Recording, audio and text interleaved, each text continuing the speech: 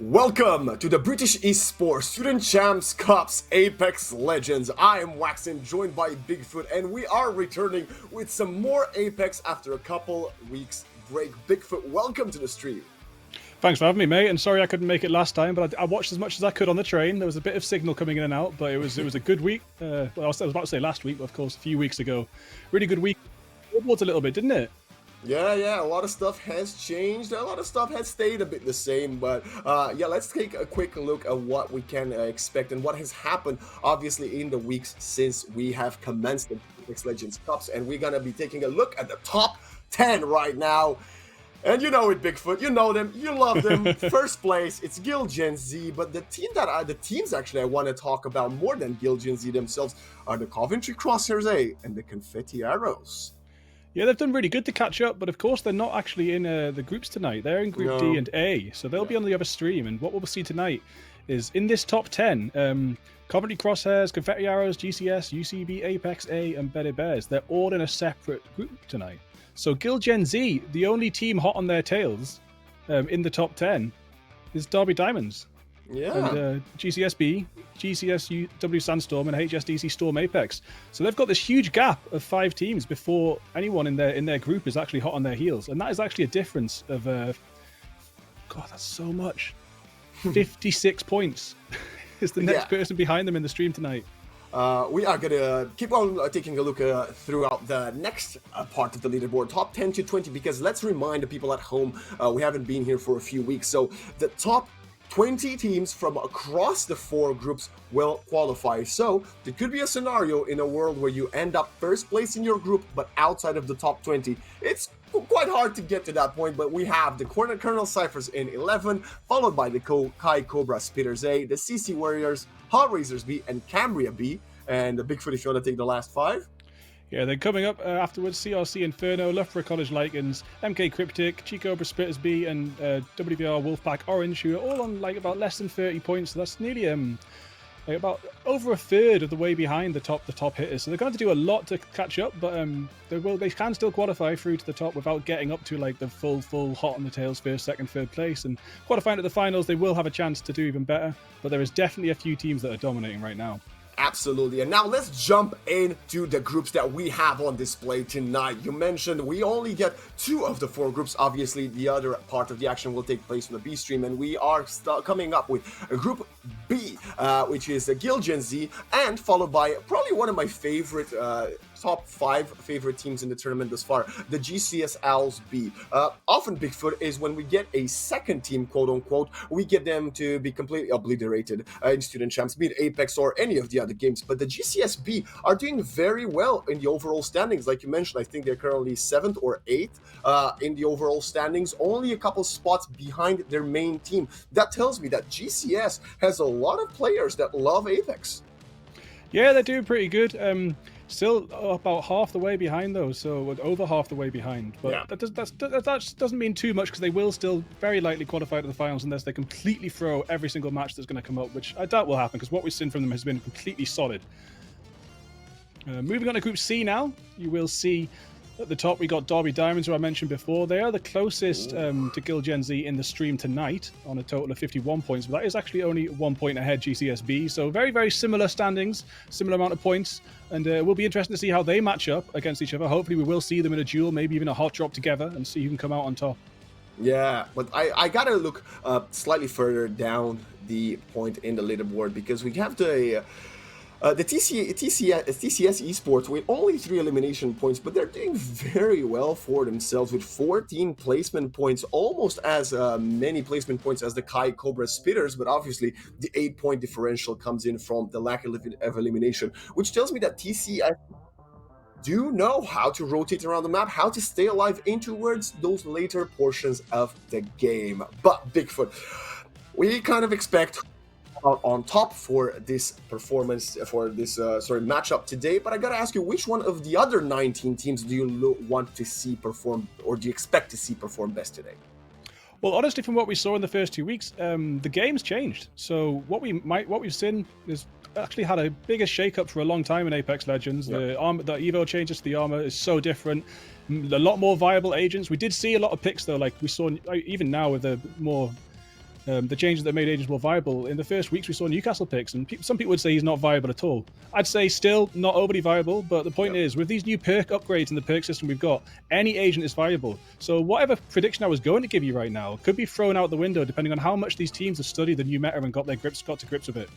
I would love to see a change up of place, and in about 3 maps time, when we look back at the overall leaderboard, to just see everything upside down, to get Alpha Alliance, who is in Group B currently on 2 points, maybe with about 40 or 60 points, and Hull Risers B which have 4 points currently, see them with about mid 30s, mid 40s. It would be absolutely impressive, and it would show the quality of Apex and how impactful the meta change has been on some of these teams. But with that being said, in all honesty, I'm a dreamer, and I think this is a big dream for me right now. And despite the expect the Guild Gen Z squad, the Guild Gen Z prowess, to come through and still shine.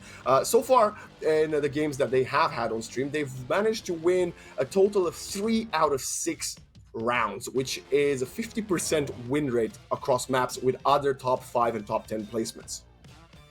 Yeah, and one of the most exciting buffs has actually been to Watson, who Aston from Guild Gen Z is a main, so Aston will probably still be on Watson. However, I think it was Refrain, I might be wrong, it might be Kappa who was main in Catalyst, and Catalyst has kind of been nerfed to the floor. That wall is destroyed, and what we're starting to see now in competitive queues and also professional Apex is people are starting to use Caustic a little bit more instead of Catalyst, so things have changed quite a lot. Of course, Bangalore is still a solid agent, can now heal inside the smokes, can reduce the charge time on the Rolling Thunder, so you're starting to see Bangalore locked quite a lot already. But I do think that we'll see a bit of a mix-up in the agent picks. Octane as well is another agent that's sort of become slightly more professionally viable with the double launch pad and also the reduce on the stim damage.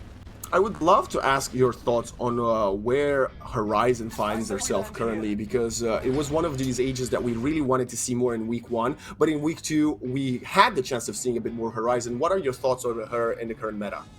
I still think Horizon is completely solid. There isn't really anyone else that can get your team up to high ground with the Q ability. However, it has been nerfed a little bit. There's been a few nerfs that have happened that are regained with the perk system. So Horizon's, I think it's 5 seconds lost on the charge time for the tactical, but you can gain that back with a perk. So it's like a temporary nerf that you can buff back up with the new perk system. That would be very interesting to see, as I believe we currently didn't get the chance of having one team's connecting to the server. Unfortunate way to start this week. Oh, actually, 2 teams I'm being informed by production, so very unfortunate. But we will be focusing on the 18 teams that are right now on the lobby and have already dropped in. This seems like a pretty split map. Other than M Cryptic and I believe the Kaikoba Splitters A, everybody else should have a free drop spot. But I think we are following the ones, the only. It's Guild Gen Z, and it is Refrain, Aston, and it's Kappa. Just, looting away. I don't think anybody is going to contest this squad. Yeah, and I think it was Refrain that was on the Catalyst, so I'm not actually too surprised to see Catalyst drop for Refrain here, considering the nerf to the wall, etc. Maybe would have expected a controller replacement, but of course Pathfinder is looking really good right now, and picking up the 30-30, which is another gun that's been nerfed a little bit, but as you can see, is a drop weapon completely solid, dealing some great damage there to start with. Yeah, very good to get in some tags onto your opponents. I thought they were going to be alone, but I think they were actually contested by a solo player, or maybe someone just taking a bit of a peek. We now see Refrain on this Bloodhound, just spotting the opponent yet again. Not going to get any tags in. They are getting tagged down, but they still have 1 piece of shield.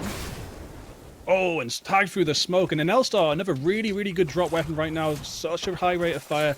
Can smash out the damage. And we do see Aston setting down some fences, making this push underneath. Keeping an eye on all the angles, trying to make sure they can find out where the team is. They do have the info.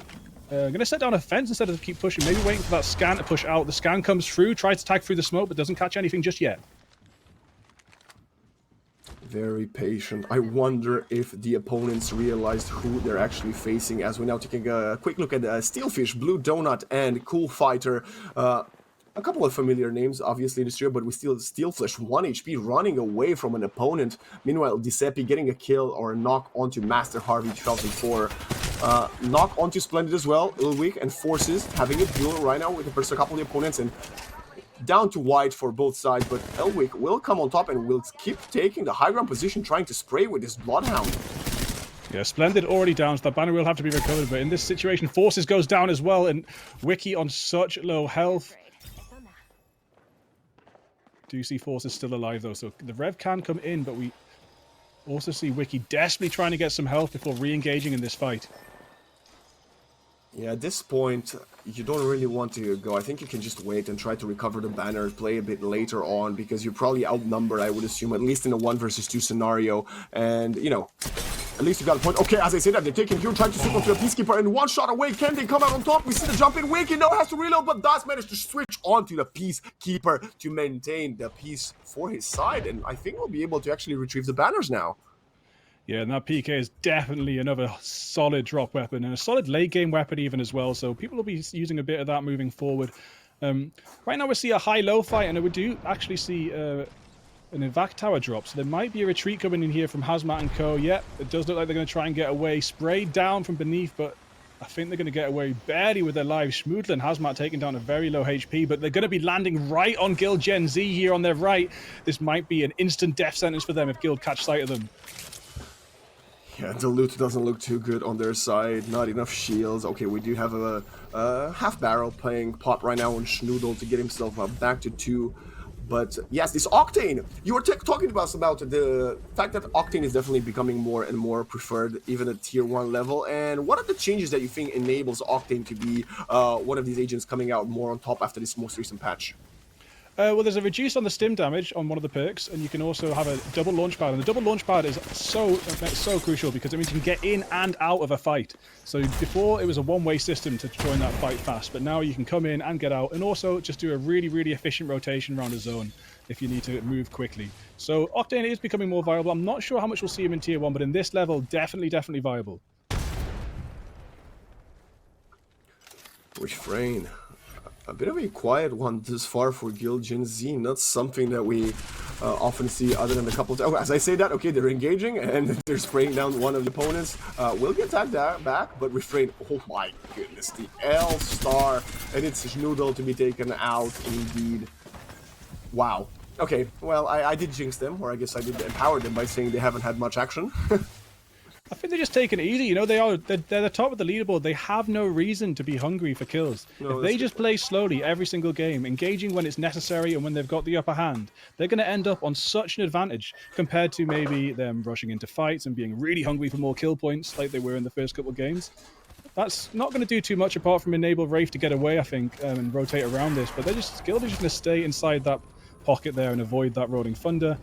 We do have Zero. Looks like Zero is going to be rotating away from this area as well. This is, of course, a duo, and they seem to have lost a player. So, unfortunately for Chicobra Spitters B, they're going to be playing 2v3 or 2v the rest of the lobby for this evening.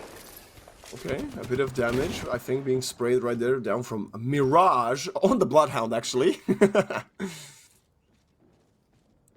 As we are swapping on to what I believe was the Hellraisers A squad. Yep. Not to be confounded or mixed up with Hellraisers B, which is also, I believe, in one of our groups today.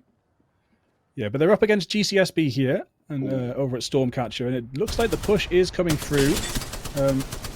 No, it'll actually be a retreat from GCSB, I think. But hot on the tails, they are going to pursue through the grav cannon. This is always fun to watch. Sometimes you get people darting backwards and forwards. But, yep, the Mastiff there with the Digifret early pickup. What another solid weapon to start with. Getting that Digifret early on could be so useful as well, especially if there's smokes around. No smoker in this team, but they're hot on the tails trying to finish these kills off. Another shot there.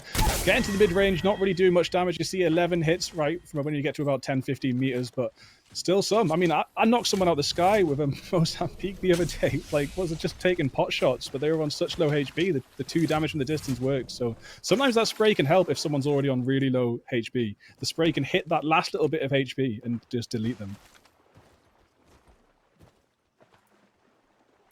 A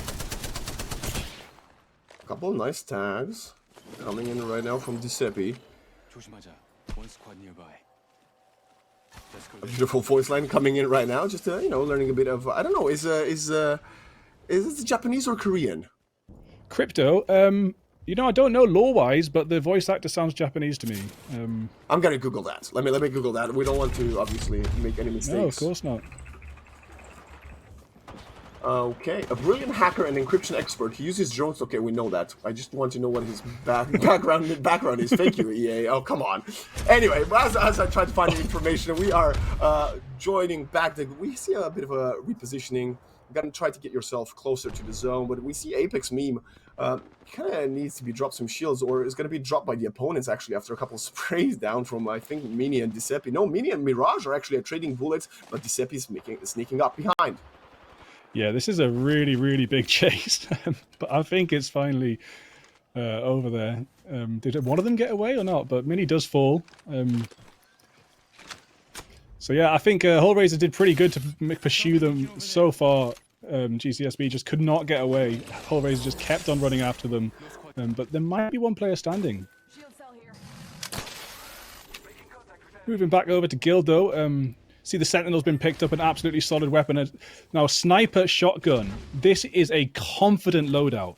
Sentinel Peacekeeper. You know you can hit your shots if you're playing with these two weapons.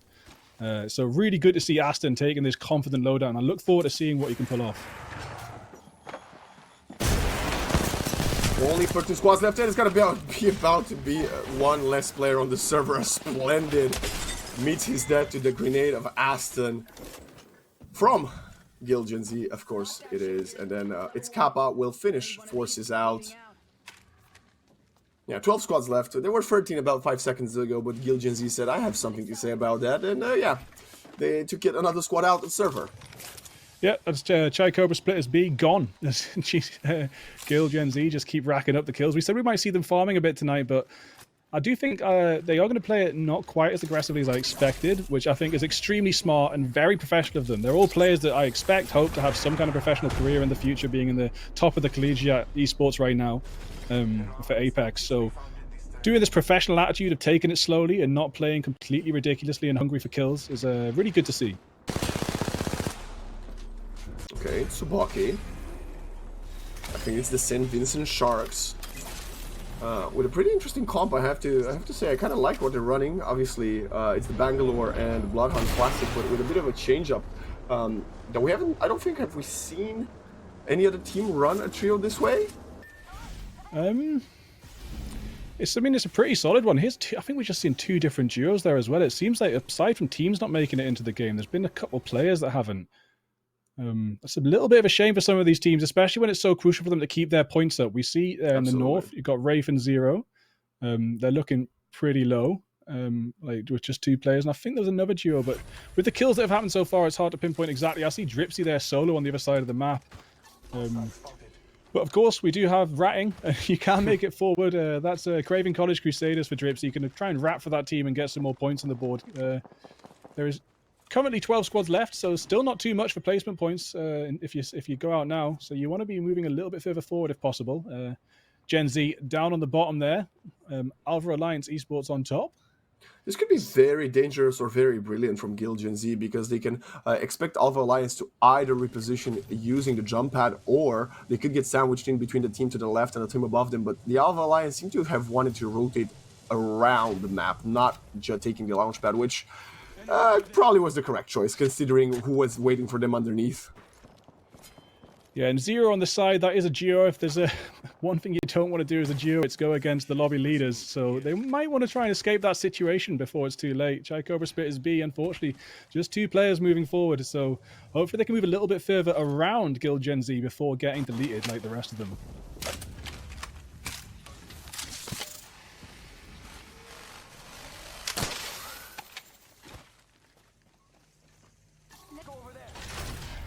Slowing the pace down. 10 squads to go, halfway through, and this is where you're going to start racking up some of those points. You already mentioned it before we lost two of the other teams, but look at this position. They're hiding behind a rock, but they're trying to shoot back. Can they get any tags? They spot the opponent, but they don't seem to get any contact onto the Guild Gen Z players. Who's trapped here with who? That's the actual question I have, Bigfoot. I think Derby Diamonds are trapped now. They're bottlenecked. Gen Z have the zone advantage. They're looking downhill. They're going to hold the edge of the zone and just storm camp them until they can get these kills. And if it gets a bit too tight, they do have the opportunity to retreat. The fence is going to hold the Derby Diamonds back a little bit longer. So see how this fight turns out, but pretty confident in the high ground with the fences. I wouldn't be surprised to see Derby try and find another way around, but looking at the map in the top left, I don't think there is another way around. So they've got to fight this or die, I think. Yeah, it's not looking too hot for them as they are. Yeah, okay, no, the bullets being traded. Green Juice is getting some damage in with that Hemlock. Okay, they're trying, and they're not doing too bad as of right now. But again, they are playing with the backs towards the wall, and Cloudburst is getting bursted lower and lower. But no, I think getting white damage to someone, and Green Juice gets the kill onto it's Kappa. Cloudburst onto Aston, and I think it's only Refrain 1 versus 3, and I think we might just see him getting taken out, and we do. Go on, Derby. Let's see. We want to see more of this. We want to see this scoreboard switched up. We want to see it mixed up. We want to see other teams other than Guild Gen Z dominating. And we do honestly want to see Gen Z taught a little bit of a lesson here and there, so that it's not just a one-sided story as we move through this league. And yeah, Derby Diamonds are doing a great job of providing that. They were just landing so many shots, and I just didn't see too much damage coming back from Gen Z. I mean, the rampart walls definitely helped a little bit, but overall, it was just better shots from the lower ground, which isn't always what you see.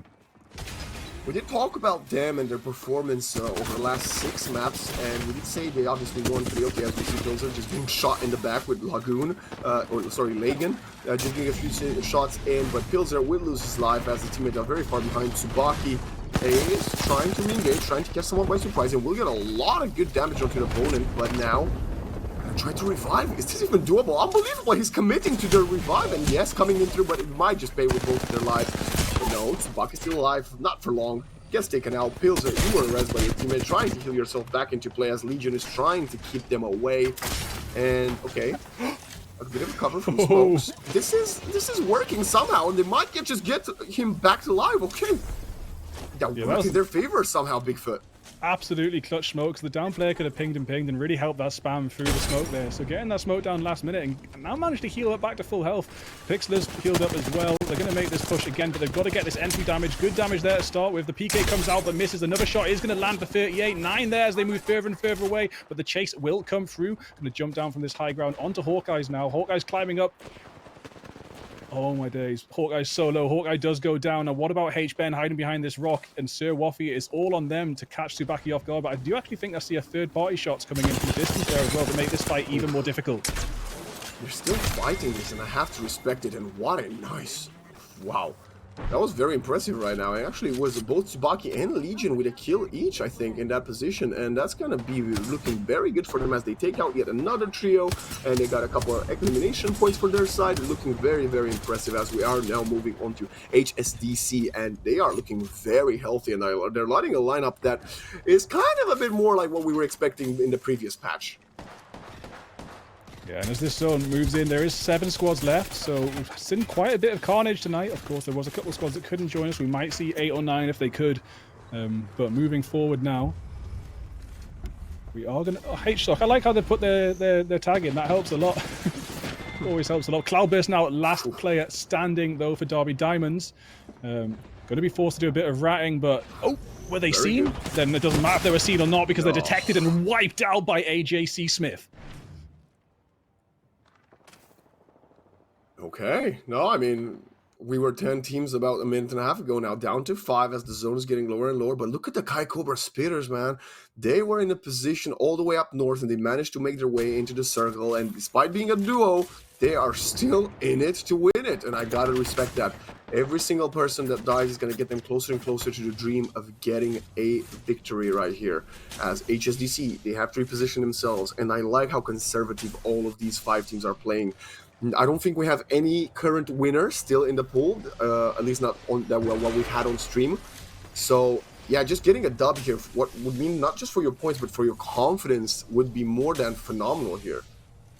And there is only 14 seconds. They've managed to heal up, but they are going to have to leave this building any second now and make that rotation through to the zone. You did make a very good point that Kai Cobra Spitters B, the duo, have got a really good point in zone. They've done an excellent job of surviving so far into the top 5. So if they can handle that area of the zone and maybe even just third party the final fight, they might even get a victory as a duo. But Team 2 here, Hull raises a red armor. When you see a red armor team these days, you know you need to be scared. You cannot get to red unless you've taken and won plenty of fights. All the other methods of raising your Evo these days are not really enough to get to red. You have to fight, you have to get damage. Here we have, it looks like St. Vincent Sharks also all standing, not quite on the red yet, but they're looking comfortable on purple as the conduit Q comes out and keeps their shields up a little bit for this fight. Scan comes out, they see a little bit more, but this is the center zone. This is starting to get chaotic. Slowly but surely, we have somehow jumped into 3 squads left, and it is going to be the St. Vincent Sharks still in this one. Tsubaki, Pilser, and Legion somehow managed to clutch in a very crucial moment and bring themselves all 3 alive. 9 players, 3 squads. That means everybody is a full trio. Are the Sharks going to get the blood in the water? They've got the Bloodhound. They have all it takes. Ring closing in 55 seconds. Yeah, it looks like a couple ults were popped in that last fight as well, so they won't have them for this final circle. But Pixler's there, up on the high ground, trying to stay alive and maybe even scout some information while the other 2 players rotate around. This is actually a very, very tense situation. No one wants to be the first fight. Everyone here wants to be the third party when the other teams are weak. And if Hull Raisers can wait with their red shields for that situation, they're going to be very comfortable. Unfortunately, no UMP right now in the drone's charge, but still getting so much crucial info as it flies around. Will just be taken out there by Upriver Tree. It was enough, the info has been gained. Yeah, I think it was more than enough. You know the position of essentially 4 or 5 of the remaining 6 opponents. That was a great usage of the drone coming in. But it's still, nobody wants to take a duel. I think everybody's waiting for 2 of the teams to have contact and for them to third party. I think this is the plan, but nobody seems to want to do that. And obviously it's going to come down to who has the better smokes, who has the most control in these later portions of the zone. But the zone will close in on them now, forcing them together. A fight has to start. Someone has to start shooting someone, and it looks like Giuseppe sending shots down to HSDC. The push might even coming in a little bit closer from cover to cover. This is how you want to move in Apex Legends. Get a next bit of cover, do a little peek, next bit of cover, do a little peek, see where you can get that entry damage. The drone will go out, trying to get a little bit more info, and the UMP is charged, EMP, sorry, and it will get plenty of hits there, 3 full hits onto the whole squad, so they can keep pushing now and very comfortably. But Mirage gets a double kill, taking 2 of the HSBC players out. But look at the sneak in. It's HCS mid getting a lot of the sprays down. Crossing the opponent just behind him. Can make it happen? Jumping in the zone, jumping back outside, inside. It's going to be a kill. Actually, it's Mirage gets knocks onto the opponent. Still the spray down. Going back and forth. There's 6 players alive. But look at the high ground. Mirage is spraying down, getting a lot of tags onto the opponents. But now, Mastiff and Fan, can he get the kill? Yes, he can. Takes out Pilser. Down, knocked, and it's going to be the champion. Bigfoot, Hull Raisers A. Wow. So clean with it as well, man. That last zone just went so well for them. Can't wait to see exactly how many kills they got along the way to get there, but it was a really, really good, well-played final zone for them. Keeping it cozy from cover to cover, send the EMP out, get that first damage, and spray down through the smoke onto those 3 players there with the 3x. Didn't quite catch what gun it was. I think it might have been a flatline, but that spray down with the 3x there at the end just dealt so much damage to the players stacked up in a line. It was great. Now, it was great positioning, but you predicted it when you saw them getting into the top 5, Bigfoot. You told us about how important it is to have the red shield when it goes to that part of the game, and yeah, you were right. I mean, the team that had it, they came out on top. Yeah, and I was talking about how scary it was as well. We saw one player tag them for 20 and hide again because they saw it was red. Like, it happened. It can be really intimidating to see that a team has made it into the final circle with 3 players standing all on red. And it should be intimidating because it's hard to get there, and it shows you've got great capability of fighting. You've seen stuff. You just seen what I've said, haven't you, mate? Oh my days! I feel like this must be wrong.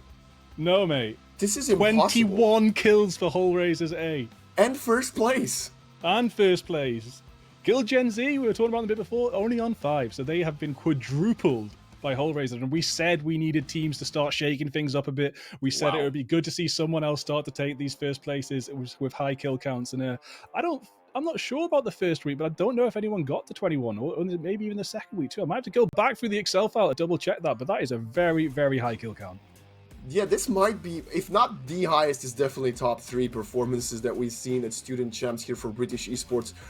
Unbelievable for Hull Raisers A, and I'm gonna be honest, Bigfoot, after just looking at that scoreboard, I kind of need a break. I think the viewers at home need a break. The teams will definitely take a 5-minute one, but we will be back soon with map number 2 to see if the madness continues.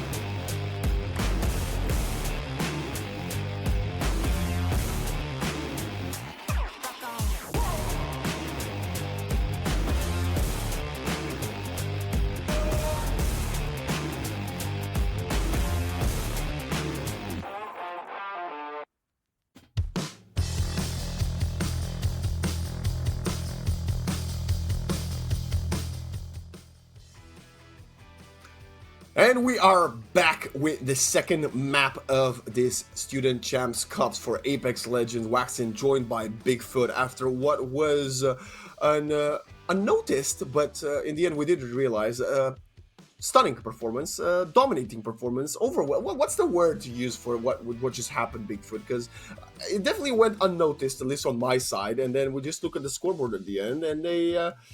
not more than like the previous record for Student Champs was 17 kills on a map. You said this one was what? 21 kills, yeah. So it was Guild Gen Z holding that record so far in this league with 17 top kills. And that was, they also did get first place that time, so they did amass 29 points altogether.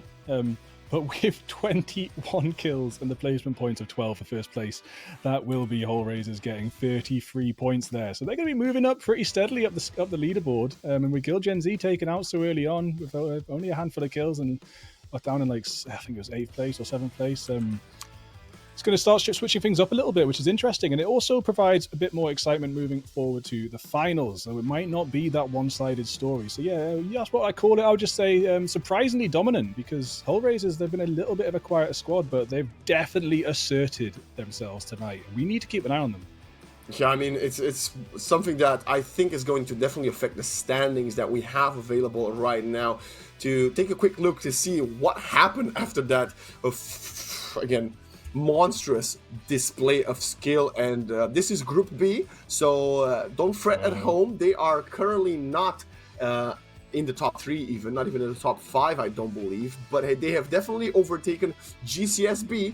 And right now, wait, if they got 54 points in total in 29 eliminations, that means they had what, 8 eliminations in the previous 6 games combined? Previously, yeah, 8 kills, you're right, 13 placement points and 21 total points. So they just shot up to 54, looking really, really comfortable. They were really far down. They were in wow. Yeah, they were like very far down the leaderboard. They're at the bottom of the barrel, yeah. Yeah. In their group, there were 1, 2, 3, 4, 5, 6, 7th. They were 7th in their own group. And in the grand scheme of things, they were nearly out of it. I think maybe even out just at the very, very bottom of the top 20. Wow, unbelievable. I mean, this only proves how great mid-tournament patch changes can be for the diversity and the change of style of a tournament. And right now, everything is upside down, and we were hoping that would be the case, but to this extent, I mean, I said at the beginning, I'm dreaming of it, and it's happening. Like, wow, it's stunning. And they are playing, just to remind everybody at home, to get into the top 20 overall for across every single group that we have, if they want to make it to the next part of the tournament, if they want to get outside, qualify from the group stage. Yeah, one of my dreams was to see the same thing done, but by Newcastle Vikings, being my hometown. But of course, they unfortunately haven't connected tonight. So I think that dream is a pipe dream, and we'll have to keep our eyes out on the real dream makers, Hellraisers, moving forward in this next game. And of course, Guild Gen Z will probably be trying to play a little bit different again. It looks like that bottlenecking they tried to do, they might not try that tactic next time, and they might start to play a little bit more zone, trying to make it 2 zone instead of holding the edge of it. We'll have to see what happens, how they switch it up. But in all honesty here, Bigfoot, I mean, I think the plan was good. I think the execution wasn't in their favor, right? Like, you're isolating a team to play in a cave back against the wall. You just need to win your duels, which they usually do. Maybe they were a bit overconfident, and they got punished for it, right? This happens across many, many tiers of Apex Legends and across many types of sports and esports alike. So I think it was just a bit of a misstep from them. I'm not questioning the way they approached that moment, as we have a bit of a reset when it comes to the match, but we'll jump back into it in just a few minutes. Yeah, I think Guild Gen Z's tactic was good, but sometimes if you can't shoot the opponent in the head and they shoot you faster, you just lose the duels, and that's how it is. That's exactly that. I mean, Apex is a game where the uptime, it depends. Whoever has the most uptime is whoever hits the first damage. You can advance forward off that initial damage. And they did do a little bit of poking when Derby were further down into the cave, but it wasn't a lot. And Derby managed to heal up and then restart that duel with excellent entry damage, knocking 2, and there was basically nothing that could happen after that. And they just kept pushing forward, basically still on full health. I mean, Yeah. Conduit and one other player, they were only on one bow or shield, but with two other players down from the opposing team, they just comfortably push forward in that situation and just keep going, keep going. And there was no one else at the end of that bottle, so they just kept moving forward. And unfortunately, not able to make it all the way to like the top three. But they still did good in that middle part of the game. And Yeah, then, of of course. course, the narrative did switch round to Hull Raisers. So, moving forward, we're going to reset again right now and just get back into the lobby and just get these players back together. It was just a small little crash for an observer, and we will be back with you in any second now. But I mean, it's a good chance to talk about some meta some more because so much has changed. I mean, the R99's gone, which is what we saw when we were last in British Esports together. Everyone was rocking that R99 as a side weapon, and it's just been nerfed to the floor again. I mean, there's always so many big changes each season. And I just hope that these players have had time to really study it and come back in. And like you said, teams like Hull Raisers, their time off has worked amazing for them. Yeah, and obviously having these extra, what was it, 3.5 weeks to just prepare and, find your flow, gel better together, especially on a new patch, is definitely, that's the moment when the shift and the switch has to happen, when you realize, okay, we've got a bit of extra time, we got a new patch to play, you got a new rotations maybe to actually work around with it. And I think Bigfoot, while we wait for the teams to get ready to jump back into this game number 2 and sort out any technical issues that might be, we're going to send it to a short break yet again, but we will return in just a moment with more Apex Legends action.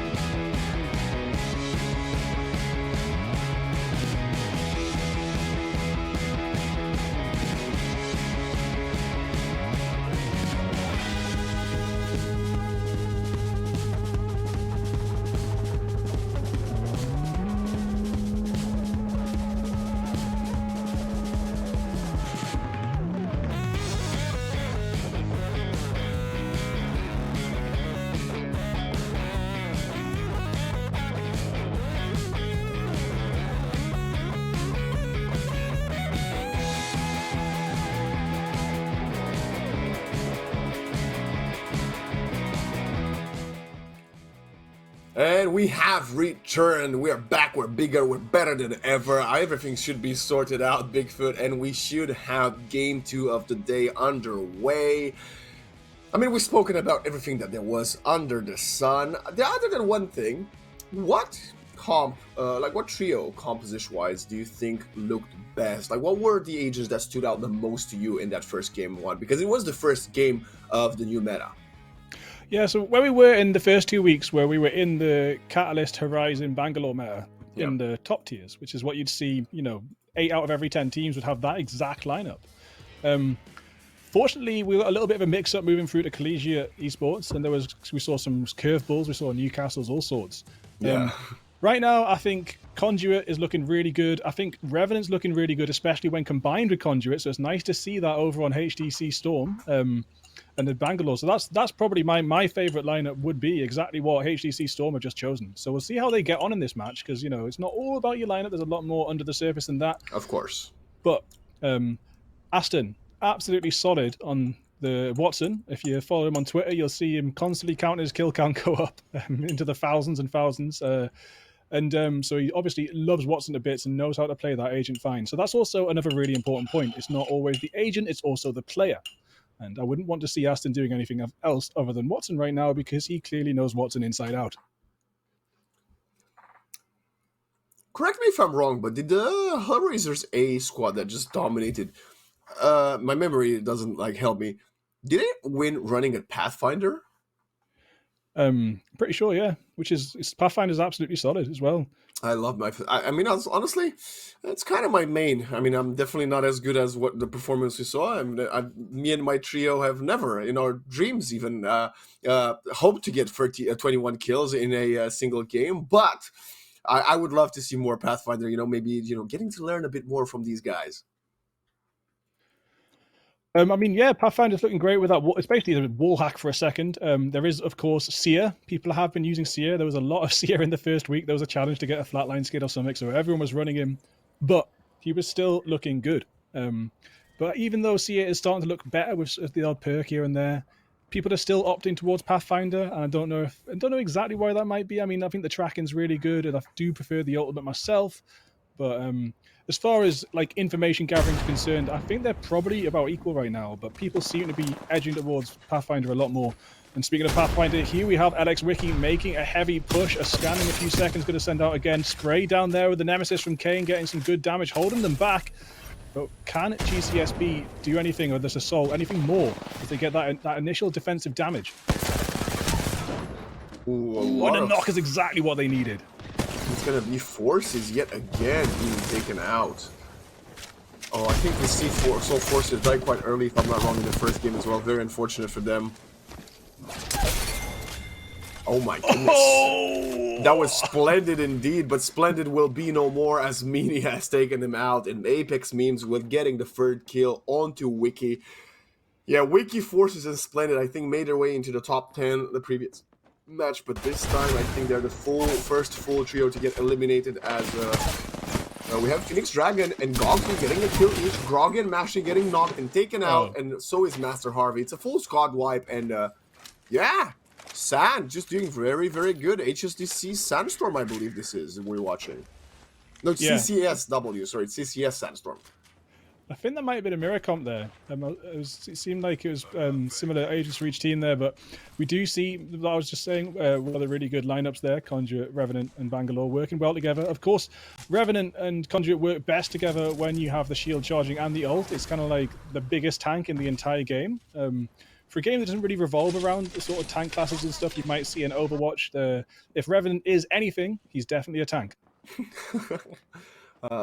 Look at this rotate, though. I think it's very interesting from Coops, Ron, and their third partner. Just rotating earlier. It's Phoenix after actually leaving. Don't want to have anything with the trio behind them, and I think that's the correct choice. You got to go for an early rotate, especially as you are one of the teams that hasn't really had that much success. I think the Wolf practices that we're following right now. So yeah, trying to get yourself in a position where you can maybe rack some of the points, because we are slowly actually moving towards the later half of our group stage segment of this cup, Bigfoot. So if you can't get any points this week, what are you gonna do it in the last week?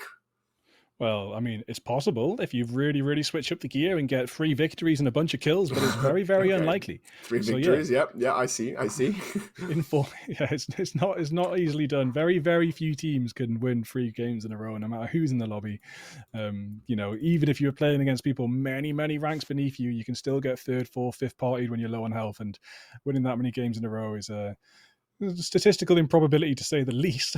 But it is good to see Kai Cobra Spitters, the duo from last game. They do have their 3rd player in, so they'll be able to do something a little bit different. It looks like HDC are pushing up on a team somewhere on the map, and they might get into a bit of a fight right now. And we've also got, so this is the Spitters B. So Aaron was the player I think who couldn't make it last round. And here is a fight right now. It is Alva Alliance holding this doorway. The ult's going to get popped from Big Brian. We'll see what he can do. Big Brian, though, can't he do anything at this point? Down to half HP, no more shields, but we see Alpha Alliance just trying to take a bit of a duel there, but no, we're switching back with HSDC. This time, we have already lost in Furbius, and it's gonna be Upriver Tree and Apollo. Buying their time, throwing some utility, gonna try to hide behind this loot crate, pop back some shields, but we have a lot of spray damage. Okay, Infurbius, still knocked only, but we have Upriver Tree. Okay. Fine. Do you remember what I was saying last round about the spread of shotguns? How you might only get 9 HP, 9 damage, but if someone's on low HP, it's enough to finish them off. It's exactly what we just saw there from Apollo. Using the Peacekeeper to send a spray of shells out, a spray of little pellets, whatever you call them, inside a shotgun, and getting that 9 HP was enough to get that extra knock, stopping the heal, sending the Arc Star out, and then focusing on the last player. Excellent execution there. Meanwhile, Loopy just jumping in between the bullets of 2 squads. It is Gil Gen Z and then Wraith Zulu trying to spray them in the back, in the water.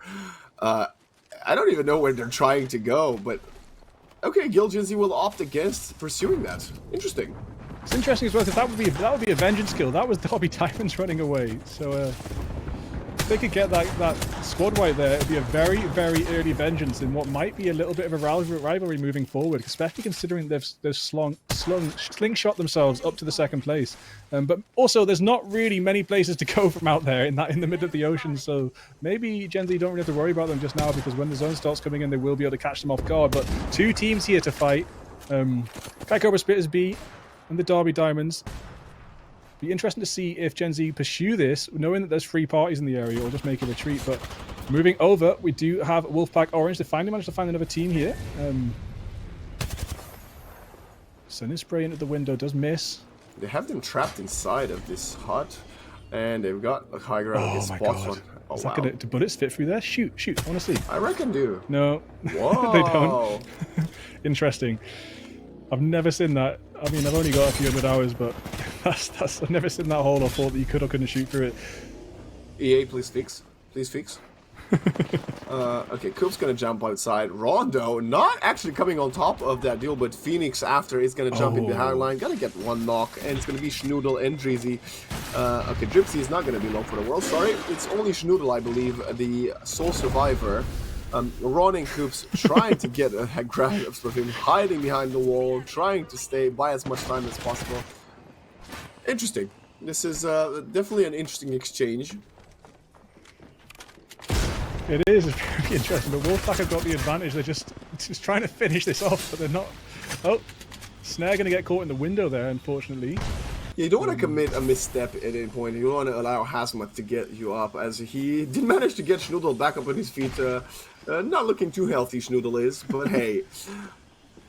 Yeah, well, I said Catalyst was less viable, but this is starting to prove that Catalyst is more viable than I thought, and especially combined with Caustic, who I said was Catalyst now replacement. It looks like working together they can lock down a building almost to make it impenetrable.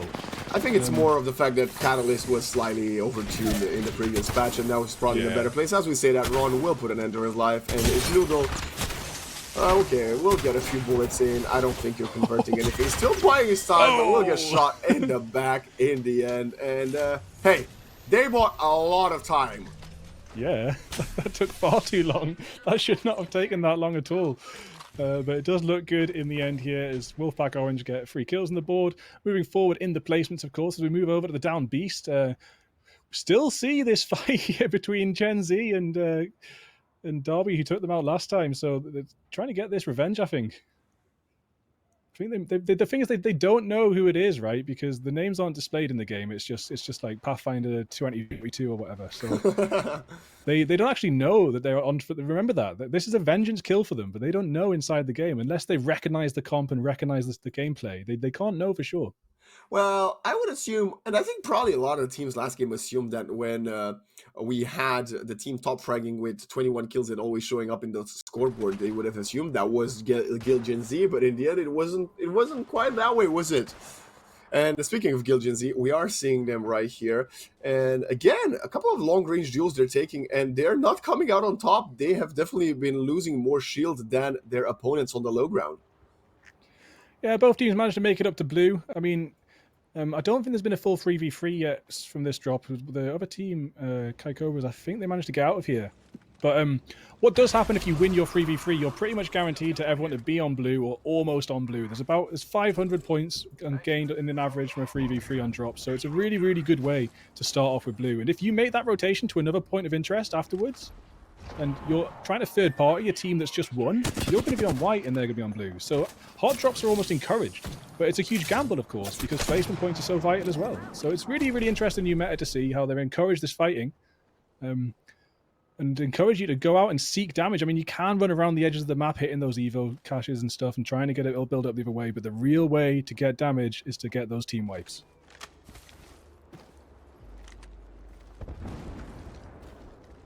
CCSW Sandstorm, it's Apex, it's Kana, and it's Mini. And they have been spotted. But I think they've been spotted by an opponent very far away. As now they're still shooting bullets through an open doorway. They hear the opponent, they spot the opponents, and now they're going to be opening up the doors, trying to haunt or catch someone still in the zone, but I don't think they'll be able to get anyone. That scan doesn't pick up anyone there, so they do know oh my days. Phoenix must have found a cache, must have found an airdrop there, got that upgrade up to red. Now with the ultimate popped as well. We talked about a tank earlier on, and here we see it, the Revenant tank, red shield, Conjure on the back lines, and an ultimate popped. You're going to win every single 1v1 you get, and you're going to have to be 2v1 to be taken out. Or with. Yeah. I mean, I think this is the first time we actually get to spend some time with Phoenix, Barlow, and Goxie, just showing us they've already eliminated, I believe, 4 players on their side, but okay. AJ Smith, they were alive and healthy about 10 seconds ago, but now it's only Giuseppe alone, flying their drone, trying to spot the banners of the teammates and where the opponents might be, but yeah, not looking too good. Yeah, Crypto is really, really good for that. Can actually go straight for the respawn, which is interesting. So Giuseppe hiding in this corner, using the drone to bring back the teammates. AJC Smith and Mirage going to be back in the fight any moment now. But of course, all the attachments from their weapons are going to be gone. They're going to be very low on ammo, so they're going to want to get out of this before they get re-engaged. Let's see if the players in the area are going to make a move on this respawn. It looks like they dropped down, so but Gogsy is dropping down as well. No. Barlow's dropping down. The Barlow Basher comes in for the fight, and Phoenix Dragon, the Red Shield Revenant, ultimate, not quite ready this time, but going to keep pushing as well as we try and see if Hullraiser's A can make it out alive. And it's actually so crucial for them to do so because they did so well last game. They want to keep that ball rolling. Yeah, I mean, if you're on the side of Giuseppe and AGS Meat, you might have lost some of your upgrades, but you're still alive, right? You gotta be happy with that. As we're now looking Sir Wavy, Sir JC, and Ultra Guard 11. Triple rat? Have you ever a triple rat with 3 squads pushing towards them? Hey, this is gonna be chaos. They probably think they're like zone camping, maybe 1 or 2 squads max. Maybe they don't know this. This might be the play of the century, Bigfoot. I gotta be honest. If this works and you get to 9 kills, okay, well, it doesn't work against a scan though, does it? Everyone knows your location, and evac tower is going to be taken as 2 of these 3 squads make it out alive, but the 1 player gets left behind. Oh my days, let's see what happens They drop here. down! They drop back down! And now, Two squads. Quinn is sandwiched in, but the Rat team doesn't really want to engage this yet. It's still a 2 versus 2 when it comes to teams, but look, they're getting damage from the zone. Giuseppe will have to jump in. Mirage down to low HP as well. They're getting sprayed down. They spot an opponent behind the crate, and they're going to jump in behind the drop. Lots of spray down, and the kill will go in favor of Giuseppe as Mirage also gets traded for his team. Gotta make his way out of the zone, though. He could probably still get back up on his feet. It's another banner to recover with the drone, I think, but Giuseppe getting up to red shield is going to look pretty comfortable. AJC Smith just on the opposite side of the road there, just going to deploy the respawn beacon and yeah, get that banner back. So that's going to be another respawn for Mirage there. Well, everyone else taken out. We know who's on top of respawning most teammates this game thus far, and I think actually no, Mirage was the one that you know, brought back to life the previous 2 teammates. So you know, you saved me once, I'll save you now. That makes sense. We have Zero, Aren't the Bucket, which I believe is the Kai Cobra's A, still in this low ground, and Gilgen Z on top of this giant hill. They've been here for about 4 minutes now. Yeah, well, you don't get any evo for walking in this game, do you? So yeah, you can just stay in the same spot in this new meta. You don't have to.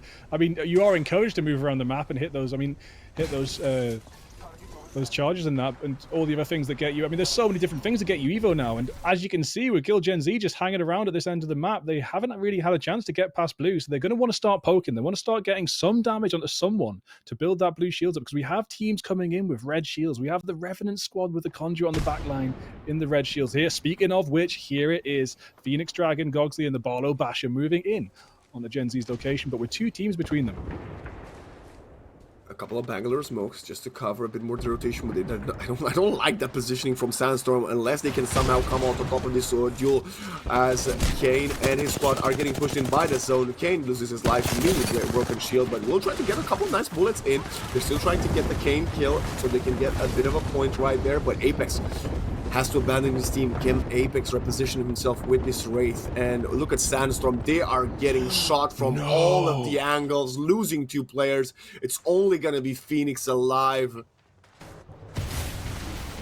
Sandstorm taking such a hit there from that Rolling Thunder and the spray downs. Giuseppe going to be taken down now as well, right from the top. It's actually Aston on the top, so that is Gil Gen Z trying to get a bit more damage in and doing a good job of it as they knock Giuseppe out instantly. I feel like about 8 players died in the last minute or so, and we are down to 6 squads left. Maybe I'm wrong, a lot of them were knocked, but maybe being brought back up by their teammates as we're down to 5. That means 15 players alive with 5 squads. A couple of nice bursts from Aston. We've seen him have a lot of success long range with the bow check, I think, a couple of weeks ago, but this time it's going to be a Nemesis and a Mastiff for his side.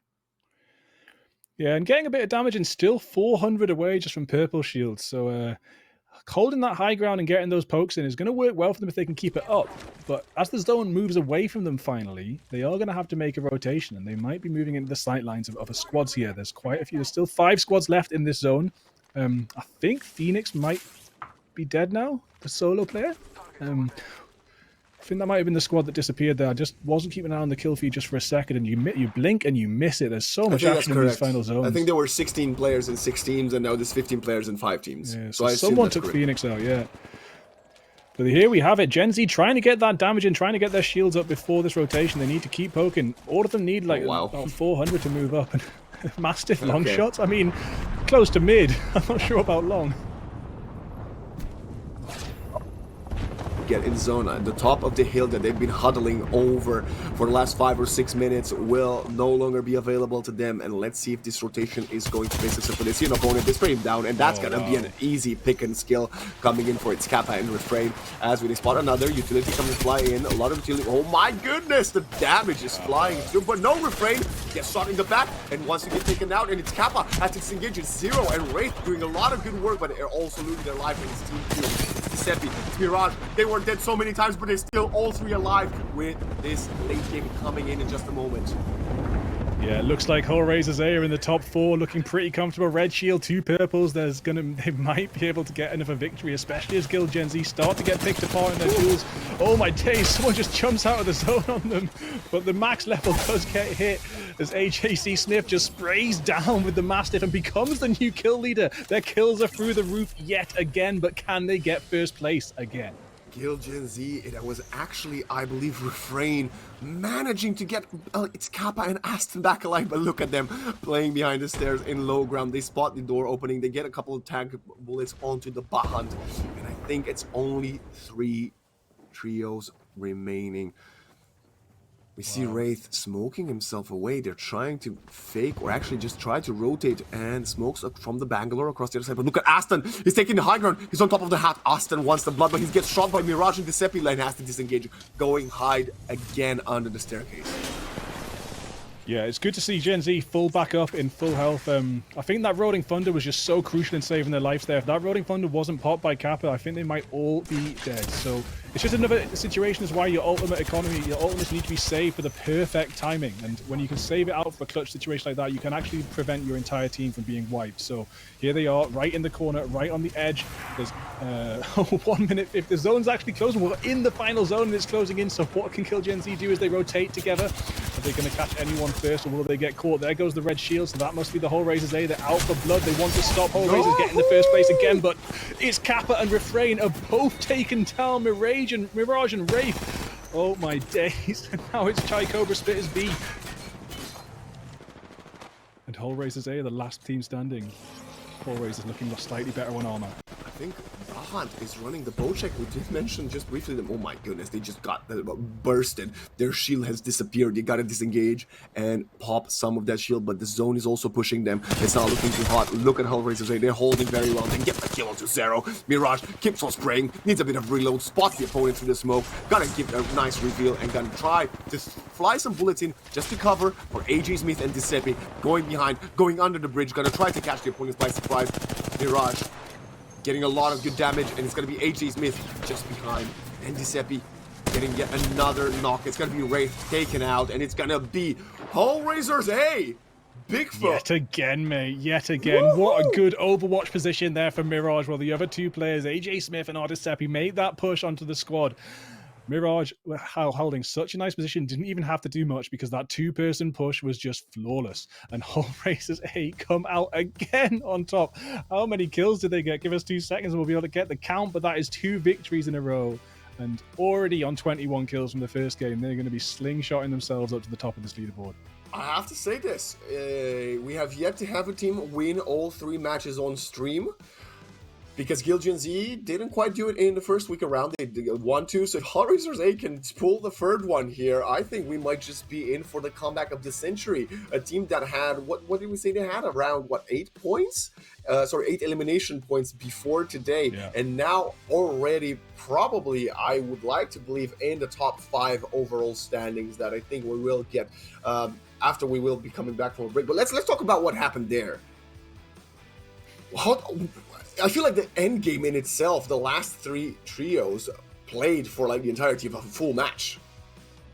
Yeah, they were playing a lot. I mean, we had Gen Z holding that whole entire match in pretty much the same area. They made 1 small rotation, I think, in the entire game, and then 1 big rotation, and then small ones afterwards. Just got the kill count in there as well, and Whole Razors A, 12 kills. So that's 33 kills in 2 games. Wow.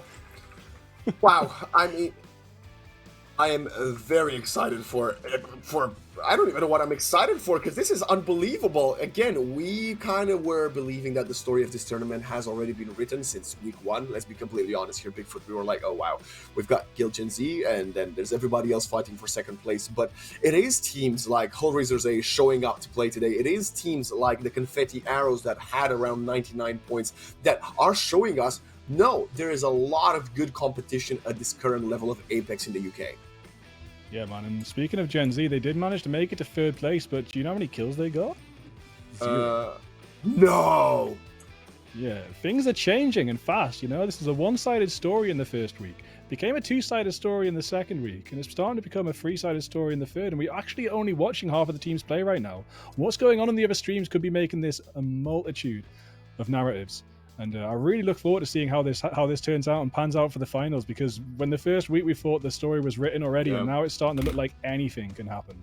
It's unbelievable how teams can quickly evolve, especially when they're put with the backs towards the wall. And that's one of the reasons I love the student champs. And it's These teams that could be considered lower down the tiers compared to someone like a roster like Gil Gen Z have to face such a behemoth. And then when you play versus good opponents or great opponents, that's when you start learning from them. That's when you go and study the demos. That's how you improve. And the fact that these other teams have managed to improve so much in the span of what has been less than 2 months since we started our cup is unbelievable. And what an incredible achievement from both the players and their coaches.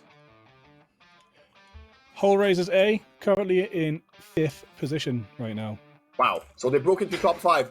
Yeah, that is we were insane. probably bottom 6 before today, maybe bottom 7, and now into top 5 with still yet another game to play. They were 21st, mate. They weren't even making the finals. That is insane. From not in the queue for the finals to 5th in the queue for the finals in 2 matches. This is what I love about battle royales over the span of a tournament. Yeah. You know, one battle royales are great. One game of battle royale. If it's all I could do, I'd do it. But over the span of a tournament where you see these points and these teams go up and down, it just starts to get so interesting. And yeah, I mean, 78 points now. They're only 43 behind the leaders. And Confetti Arrows 117, so 4 behind first place. That's Group A, so that's happening on the other stream. So Confetti Arrows is doing it solid on the other stream. Wow. Coventry Crosshairs on 116, 1 point behind Confetti Arrows. That's also happening on the other stream. And GCS are in 4th place, 99 points. Here we have it. Top 10. The official top 10, overall top 10 from all of the 4 groups. And I love to say this, Bigfoot, because at the end of this 3rd game of today, we could finally, after a long time, have a different pole position, a different favorite going into next week. Confetti Arrows, you mentioned it, 4 points away. Crosshairs, 5 points away from Gil Gen Z. Hellraisers, again, I mean, I don't know if they can get another 50 points in this game. They did it the first time around, so I mean, I'm not gonna say it's not going to happen, but it's unbelievable to see the comeback. But I gotta go down the kill feed, and I gotta say, the Derby Diamonds, one of the teams that you highlighted coming into today, and I feel like we have been rather quiet with them on stream. They're still doing really well. They're still racking up placement and elimination points. Yeah, they're looking good, and you'd expect nothing less from a team that can take down Gil Gen Z so easily in a duel. Yeah. Yeah, 9th place. They're probably pretty comfortable with one more week to make it through to the finals. So it is yet another team we need to keep our eye on moving forward to the finals. And it won't just be the top 5 that we need to keep our eye on. Sometimes you see these clutch moments and these specific duels from certain teams that show like a light, a light that can get brighter and brighter. That flame could ignite when it gets through to the finals, and they might be burning up the other squads. Players like teams like Derby Diamonds, who aren't quite in that top 5, but still made it solid into the top 10 or even top 20.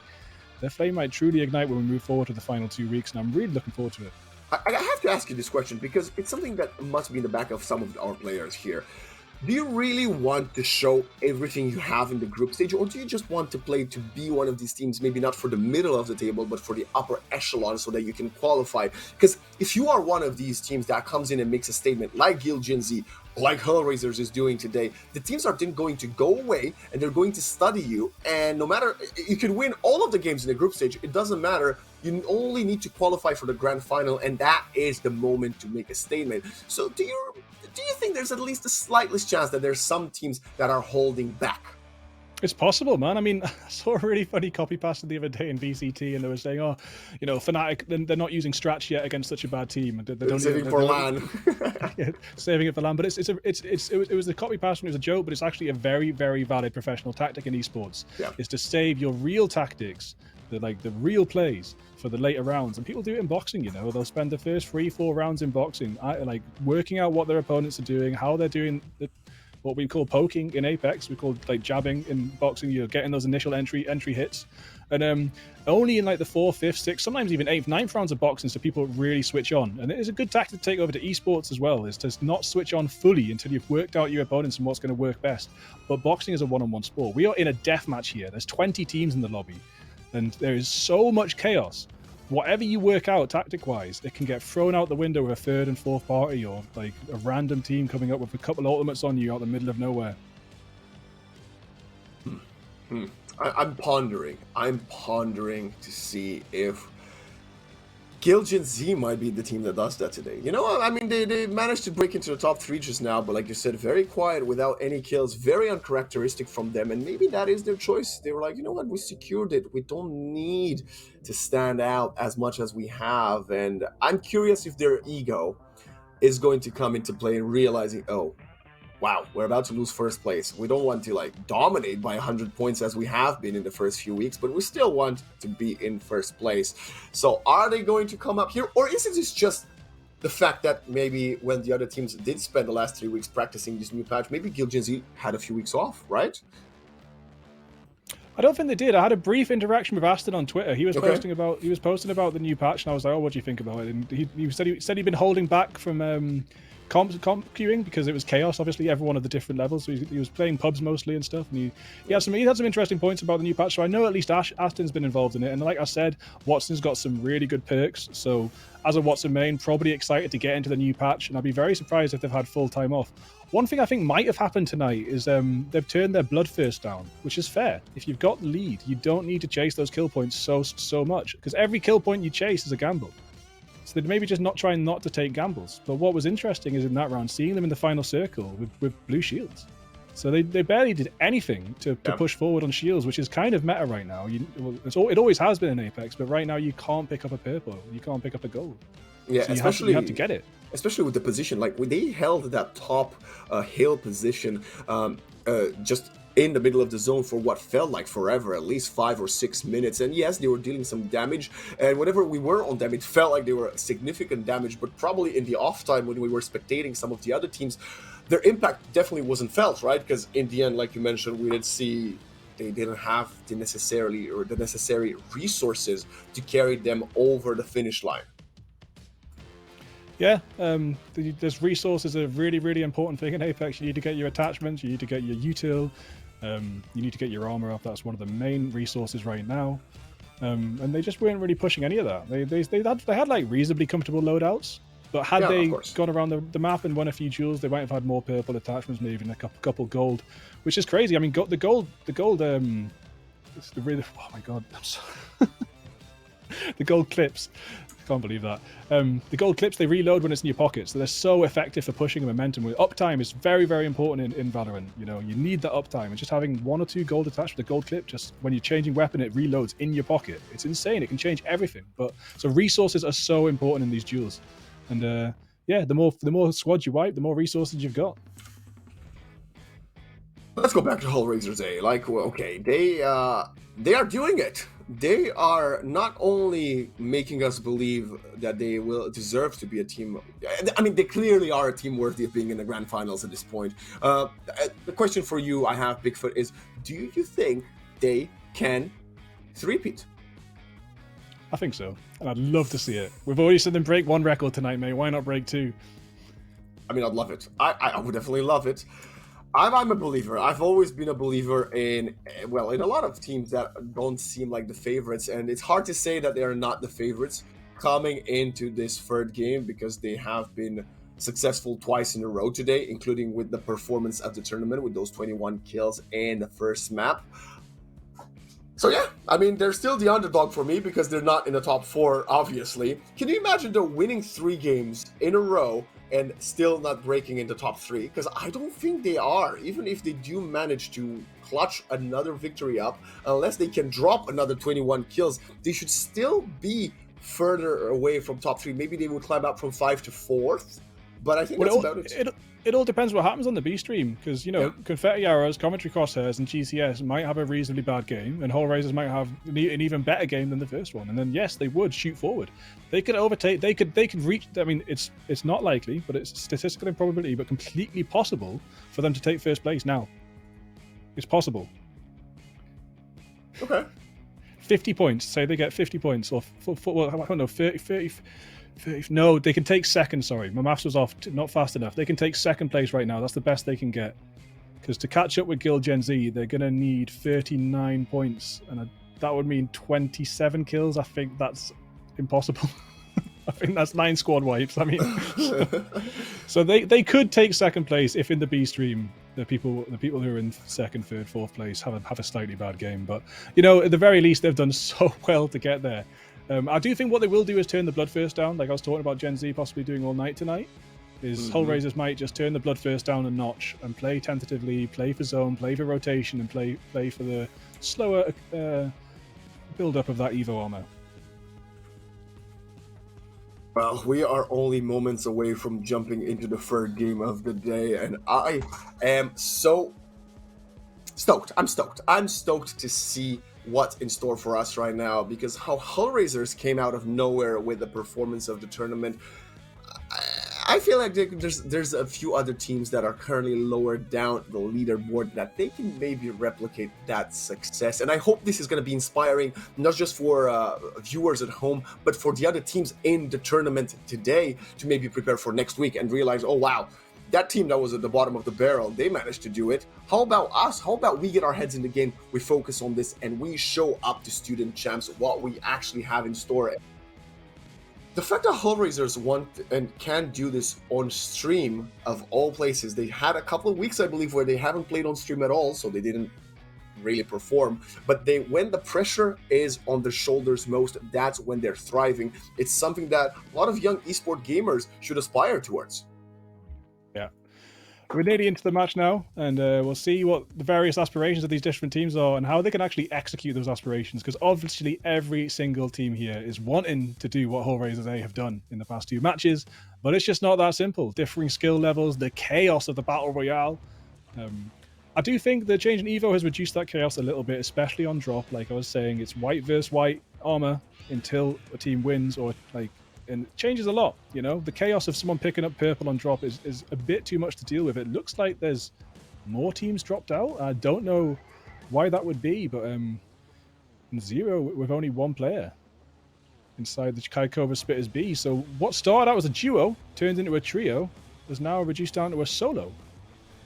Well, it's a one-man team, and let's see if it's going to be a one-man show as well, as we are now looking on Team 7, still Gen Z. You know them, you love them, some of you probably hate them, but we are going to be looking at fighting to maintain their number 1 spot into this overall standing, group stage standing. If we take a look at these drops, of course, with so few squads in the lobby, we're starting to get down to quite slim pickings with the squads. It's going to be a little bit safer to get these drops off, and we might not see a single hot drop unless someone to switch their Bloodthirst up, like we were talking about. But it does look mostly like people are going to be able to even split off and spread out.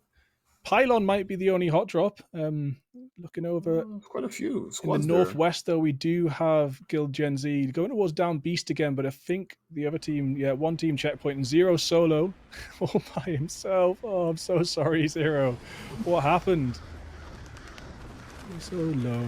No, Twitch, please. Sorry. UMG. No, UMG. No, I don't know. I don't. Fair use, mate. It's fair use, you know. Yeah, of course it is. Of course it is. Is us cosplaying as Zero's inner monologue right now. But hey, if there's a moment to make a name for yourself, this might just be it, my friend.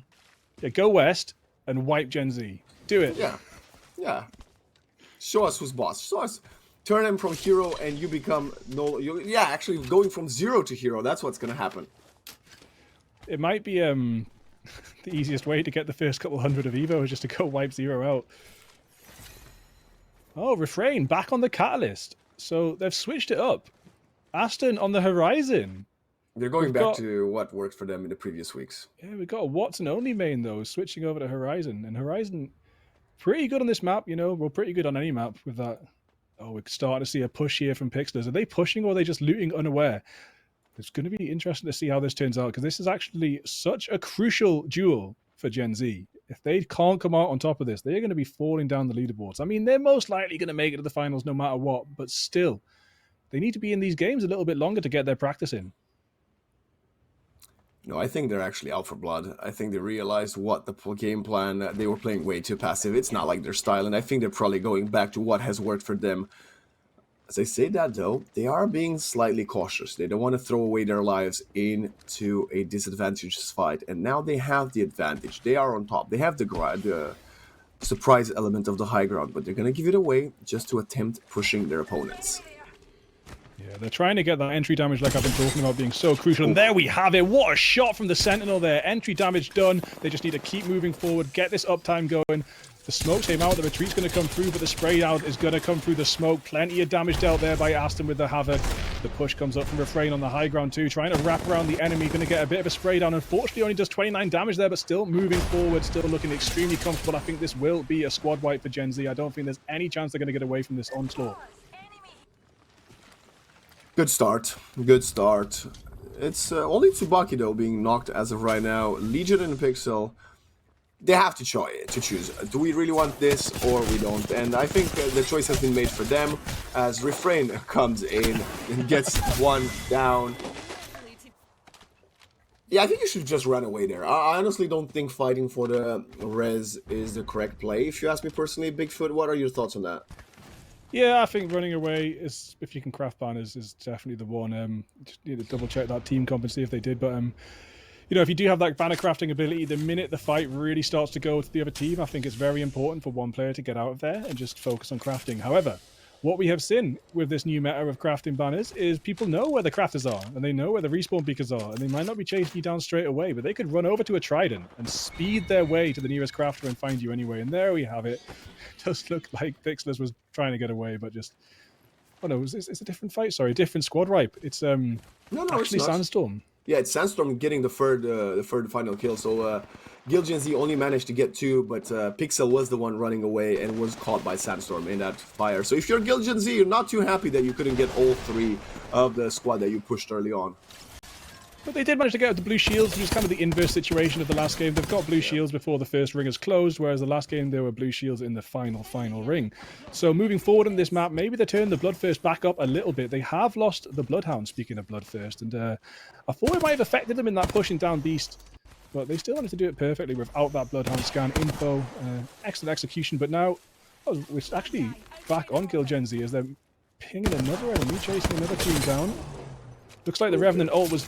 I do that, and I shouldn't... That goes to show how good I am at Apex, is that I Revenant ult running away more than I do it pushing. That's all too familiar situation to me. I don't judge. I don't judge.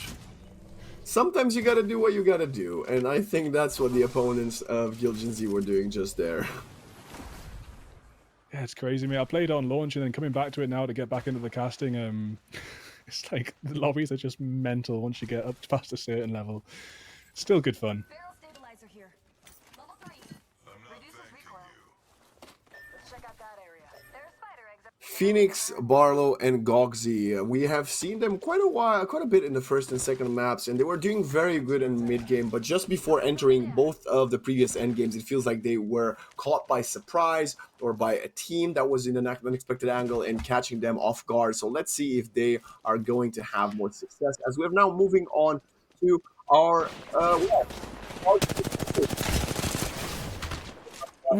not inspired at all. Burst it down. Yeah, it looked like it could have been a good start to them, but those head peaks, man, they were just too much to deal with, and they're being chased down as well, actually. It's Gil Gen Z, actually. It is Refrain and Aston trying to wipe out Hellraiser's A, and by the looks of it, they're going to get away with it. Aston going to pop the bat, get back up to full health, and Kappa and Refrain going to continue the push. As they do get scanned on their way, the spray comes down. No more damage actually hits. Refrain does take some tickles himself, and they're going to keep moving forward, sending down a bit of catalyst tax, but AJ Smith and Giuseppe are going to be hiding behind this rock, trying to do their best to stop this onslaught. Yeah, I think they just want to completely disengage. They realize they don't have the positioning, they don't have the utility anymore, they don't even have the shield. So I think... Well, look at AG Smith. AG Smith just has to play slow. I don't think Gil Gen Z is aware, but they do take the Seppi out, and Aston is going to also lose his life. It's going to be 2 versus 2. Refrain and it's Kappa. They're not looking good on shields. It's Mirage going to have to push them forward as AJ is distracting them, and they get another knock. It's Aston completely taken out. No way. Refrain was out. Is that They've done it, mate. They've done it, yeah. There's 2 boxes on the floor there and 1 around the corner. They've wiped Gil Gen Z. Gil Gen Z fighting to take out the opponents and maintain their spot as the only team to win 2 matches. Well, as one of the only teams with 2 match victories in a week. Not wanting to allow Hellraiser to do it, but they still have a chance. Third win. I bet Gil's just tuned in the stream as well to find out who that was, and they're not going to be happy about that. Hello, boys. Well done. You're doing great. Keep up the good work. Keep trying. I'm sure you're going to be comfortable in the finals, but That is a shame to be taken out by Hellraisers A. And it's going to look like Hellraisers A have started the snowball for this match. They've got the Evo, they've got the loot. Those boxes are still purple, meaning they can leave behind purple loot that they don't need. And it will be the Wolves picking up the scraps of this fight. First week without a single victory for Gil Gen Z. Yeah, they won 2 in week 1, they won 1 in week 2, and now none in week 3. And I gotta be honest, they weren't even looking as a... They weren't even a shadow of what we came to expect from them, sadly. But hey, the pressure of a new patch might have gotten to them, and we will be seeing more of them, hopefully in definitely next week, and hopefully in the grand finals. But as of right now, chances are very high that they will lose their first position in the overall standings at the end of this game 3. On the high ground, we've got CC Warriors. They've done a scan, they've got the information that they need, but moving forward, can they catch anyone out? It looks like, I think there's no one else in the area. Whoever it was has got away. I know they're not quite away yet. They're going to push this evac tower, trying to get some damage before the escape happens. But it is quite hard to hit a player going up the evac tower. The evac tower will be dropped. The team has been dropped. They're going to get sprayed down in the open area now. Look at that white shield damage, and it's not quite a knock, but nearly for Ben as he keeps pushing forward. Another almost knock there. This duel is almost over already before they're even engaged close. Looks like the other team are just sprinting for their lives. See the R99, mate. I told you it was nerfed. Well, what do I know at this point? I think we'll just stick to the players. We'll let them do whatever they want. We'll let them try whatever they want. But yeah, Omar, Hawkeye, and Cloudburst. Sorry, not Cloudburst. Omar, Hawkeye, and their third weren't looking too hard, but we're now looking loopy one. That was a great shot, taking Kane back to the depths of hell. Wow. Apex memes sprinting away here as well.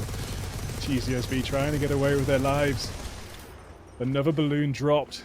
It looks like Derby Diamonds are really affecting the rotations of the teams around them. I'm not sure if no, Green Shoes does get Apex meme. I was going to say I'm not sure if they're going to be able to catch up with them, but they do. They get the kill there. Going to get a little bit more loot in the bag. Green Juice on a purple armor as well, looking comfortable. Ben's on purple too. Hawkeye and Omar on blue. So these teams are really starting to rack up their Evo as they move forward. I'll be interested to see where Hellraisers A are at on the map and where their armors managed to get to. But right now, looking at CC Warriors locked inside the zone. They're going to be doing their best to heal up before they make that move in. And Mirage and Checkpoint right in the middle there. Very, very comfortable positioning there.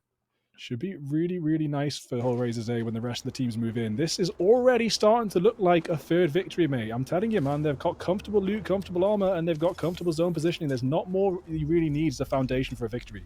You know what I call this, Bigfoot? I call this the caster definition of a caster's curse. You just curse them. They're gonna die in about, I don't know, let's call it in about 5 seconds. They're gonna get jumped and shot in the back. They're gonna get ulted by 5 squads, and they're gonna lose their chances. As we now see, oh wow, ooh, nice. That's a great shout out to our observer. That was a great timing on the finisher. You get 100 Evo for that, you know. For popping the finish, you get Evo now. Do you? Yeah, mate. It's crazy. There's a lot of different ways to get it.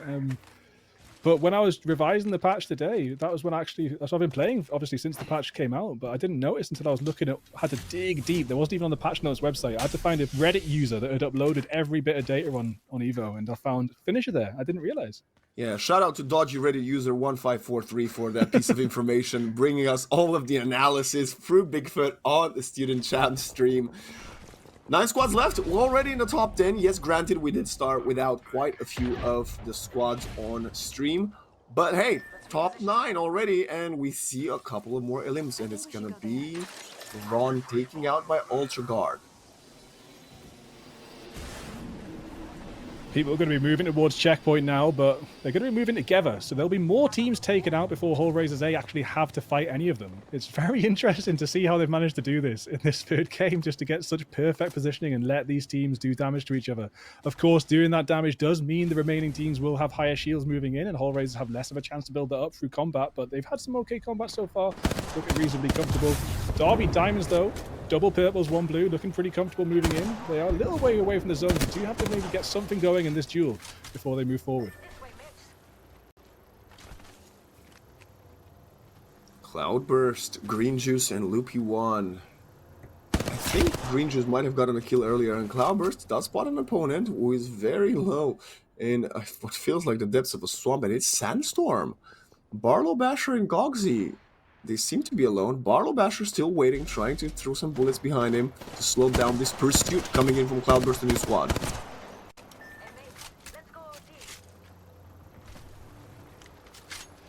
Yeah, I said they had to do some damage to move forward, but you can also move around. That is another option, and that looks like the choice, moving around, trying to get around this team, but the damage is coming in. They're getting poked a little bit as they try and make this rotation there, just into the edge of the zone. Okay. Excellent place to set up the rampart walls, and can actually start poking another team that they spy to the north, but maybe the trigger discipline is a good thing here, because they're actually kind of trapped, and if they can sneak up behind this squad, they're going to look a lot more comfortable than if they get into a duel from this position. I don't know if I'm the biggest fan of the positioning of those walls, because you could get just completely isolated. As we see that, we have Apollo with some beautiful tracking right there, but it will be his teammate actually getting down a knock, as meanwhile across the map, Ben gets the kill onto Forces, and we have a new kill leader, and it is Ben himself actually. Nice, well done, Ben. I mean, the zone has moved away from checkpoints, so talking about that comfy position that Hellraisers A had, it has changed a little bit as they have to move their way down to the coast. Aegis Smith and Wait, Giuseppe, they've been taken out by Phoenix and Barlow Basher. It's Oh, you were right, I was wrong. I was hoping you cast a curse, my cast a curse, but... no. I tried to nullify it, but that is it. I think Hellraisers A, they've all been eliminated, or maybe only one more alive. Hey, who knows? You know, we've seen crazier things happen, but I think this means we will not get a 3-peat on stream, as Apollo, again, displaying some very nice tracking. We have not really seen him shine in the first 2 matches of today, but right now, doing a lot of good work.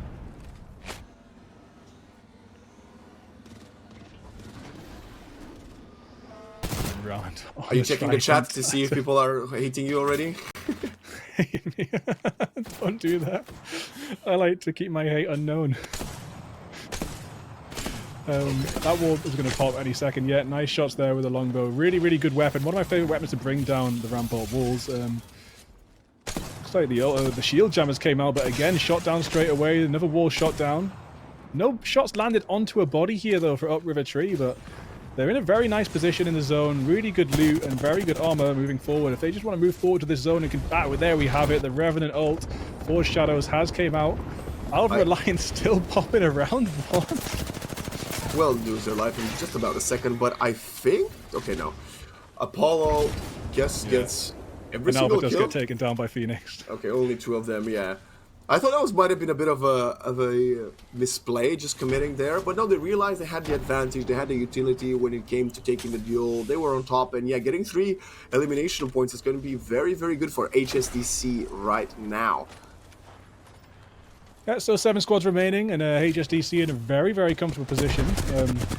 Omar? Round 4 closing, and fully closed.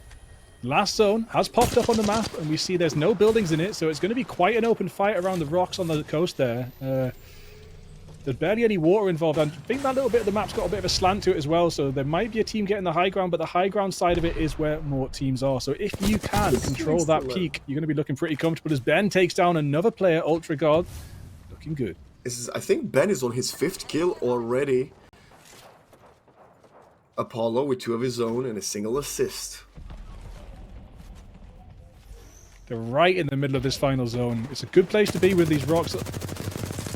It's a bit of an awkward position for final zone to be, with 6 squads remaining, but I do expect a couple more to be taken out before it fully closes. But they are in very nice position to pick squads on either side, but if they get pinched, they're going to be in an awkward position. So it does look like there's only a solo on that south side. It does seem that way, doesn't it? Yeah. Are they going to catch him though? Yeah, they spot him. And I think they surrounded the solo player. It might just be Phoenix. I think Phoenix is the only solo still in this game. And somehow, running away Matrix-like through all the bullets, Ben getting his 6th kill. And in the end, Phoenix will fall. But that was a great effort. And sadly, not reborning like the actual bird from the ashes. Meanwhile, we have Team 5, Ben, the top kill... the top killer in the server right now, alongside his teammates Omar and Hawkeye. 10 players to go, 4 squads. Ben getting some shit in. The Hawkeye is going to try to get some burst in. Finally, we'll get a headshot of 48 damage, and that's going to be a very, very good just covering for Ben to get his shield back up. But Omar This is shield and HP in exchange, and now they've been spotted and they're being attacked. It's gonna be a lot of utility flying their way. Can they dodge, bop, and weave? Okay, nice separation between them and HSDC, but no, they're getting bursted down, they're getting pushed. It's upriver tree. It's gonna come in up and close personal, SMG in hand. Burst. They're still not getting the kill. Apollo, though, gets the kill into Hawkeye. Okay. Yeah. That was Excellent good push there. performance. Yeah. Excellent push off the back of the Rolling Thunder, but look at the high ground Sand right on the top of the box here. Gonna pick out the Wingman, get some excellent body shots, and just a full knock with the Wingman. Beautiful stuff there. The shots are still coming out from the Wingman. This high ground is such a good position until you get spotted from both sides and take shots from either side. Gonna have to pick up a shield core though. I think that will be a shield core, but no, Phoenix Dragon does get knocked down, trying to recharge the health. Barlow Basher making a run around this corner. It is the EVA 8 from the care package. The care package weapons looking good for CCW Sandstorm. The Wingman and the EVA so nice in this final zone. But of course, only 2 players standing for HSDC as Sand. They try and make this rotation round, but the rotations came round from HTCs from the other side. Barlow Basher's taken down extremely low. Gogsy very low as well. Such an intense fight in a 2v3, and it could still go either way as that massive health shot was taken to the 3-man squad of SW Sandstorm, who are going to push back into this smoke.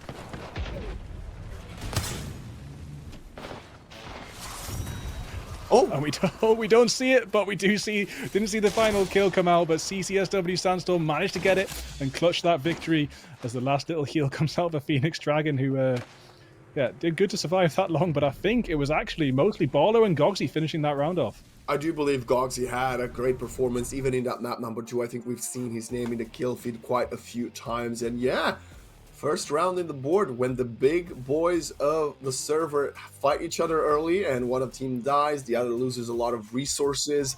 They also get jinxed by one of the casters. You know, you gotta take advantage of it and come out on top. I'm so sorry. I'm so sorry I destroyed that for you. If you believe in those kind of superstitions, of course.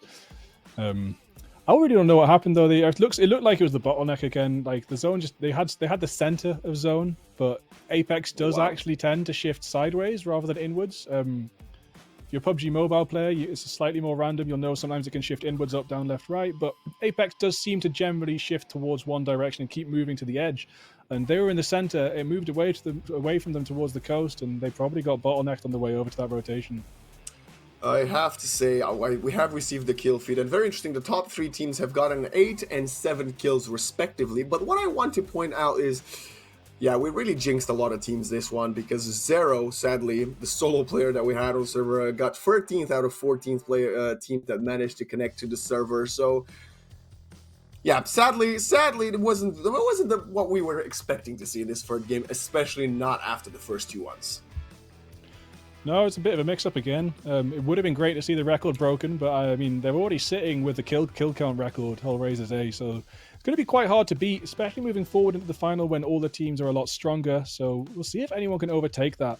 The record before Hellraisers hit that was Kill Gen Z was 17, so maybe they'll be looking to take that back, but getting up to 22, 23, 24 kills is pretty difficult when you talk about, especially when there's only 14 teams in the lobby, you know? Sometimes streamers can get 20 bombs themselves in a stream, but you've got to remember, there's actually 18 more players in that lobby. That is a big difference, right? I mean, getting, like you said, so many kills with so very few limited opportunities, but maybe that's why we also can see the rest of the kill feed is kind of barren. It's the top 3 teams with a big chunk of every kill that was available to be made on the map, and everybody else with 0 to a maximum a couple of 4s I can see here. Very, very interesting, but yeah, Sandstorms with the first victory. They must be feeling pretty good about themselves, as we are only a minute or so away from getting to see the up-to-date standings of across the groups, and I'm very excited. I'm also very excited to see who our number 1 team is going to be now. Is it going to be the Confetti Arrows? Is it going to be the GCS Owls? And production is building up tension, and it's the Confetti Arrows. Whoa. They got like, what, 19? 21 points his last game?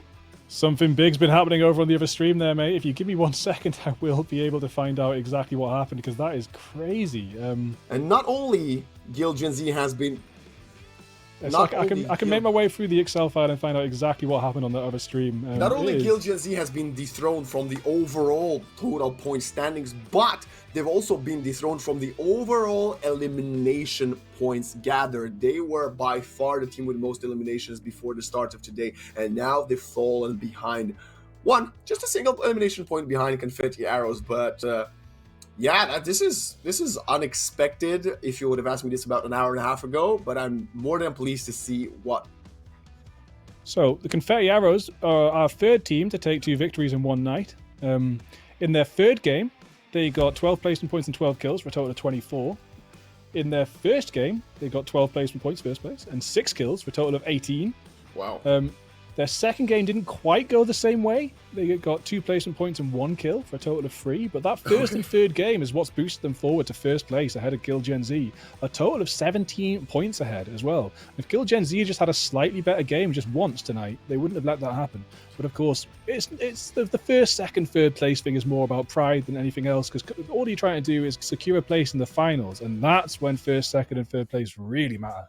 But let's go back to what we just had on stream in the final game. Sandstorm made HSDC, both of them trading for the first and second place with 8 eliminations each, jumping up to 6th and 7th place, finally taking out GCS Owls B outside of the top 10. GCS Owls A still comfortably on the 4th spot, but yeah, just one good placement, one victory, or 1 second place with a lot of eliminations. Look how far up the leaderboard can put you up. And you know what the reason that is, Bigfoot, is because we do have 3 teams that are hoarding up all the points at the top of the leaderboard. So that means every other team that can make it to the top 2 consistently will be able to bounce back into contention for qualifying. Yeah, and even though those top 3 teams are top 3 of the qualifiers, when it comes to the finals, all 3 of them might be lower down. They might be 5th, 7th, 8th, and we might have another upset like always. We've seen tonight that some of these squads are holding back. Little surprises for us that come out. Maybe that's the training they've had in the meantime. Maybe it's just the mental. Maybe they've got a coach that has switched up their gameplay. Maybe it's the new patch. There's a lot of things it could be, but it's really nice to see more and more teams joining the race for the top place in the finals and making this less of a one-sided story and making it more of an intense competition as we move forward to those final 2 weeks. Wow, that was an amazing week 3 to have, especially after a 3-week-long break. We were back in with something new, and we have plenty of new stuff, Bigfoot. It was a pleasure to be here alongside you back on stream. And I gotta ask you, do you have any final words you'd like to say to the stream before we go off for another week? Just thanks for tuning in, and sorry we couldn't run through all the changes that's happened in Apex. It's been such a big switch up. There's this new patch, but if you can go play it, you can go check out the patch notes, and it's been so big, the changes, you've got to dig deeper like I had to, go onto Reddit to find out the real details, because there's been so much that's happened. So I'm loving the new meta, I'm loving tonight, and I'm looking forward to every week that's coming up. See you later. Well, that was it from us. Big shout out to Bigfoot. You can go and follow him right there underneath, right under his name. Go give him a nice follow for all his great work and all his great research for Apex Legends. As for us, this is going to be it for this week. But next week, we are going to be back on Wednesday with more Student Champs, and on Thursday with more Apex Legends Cup. I was Waxen, and I'll see you next time whenever we do. Stay hydrated.